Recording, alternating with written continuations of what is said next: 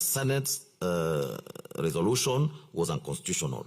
Once the Senate concluded its process, the Deputy President ceased to hold office, and nothing in the Constitution required a waiting period before gazettement. Likewise, the President cannot be faulted for acting swiftly under Article 149. He was constitutionally obligated to nominate a replacement within 14 days. Compliance with this duty cannot be construed as wrongdoing. To hold otherwise would penalize constitutional actors for fulfilling their obligations. The same reasoning applies to the National Assembly. Article 149 allows up to 60 days to vote on a nomination, but it does not require Parliament to exhaust that period. Acting sooner than the deadline is not evidence of illegality.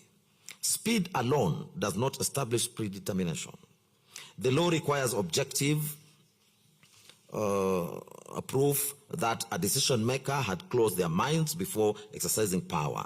Mere expedition does not meet that threshold. We therefore find that the gazettement of the Senate resolution, the present nomination of His Excellency Kindiki, and the nomination National Assembly's approval did not contravene the Constitution simply because they were undertaken expeditiously.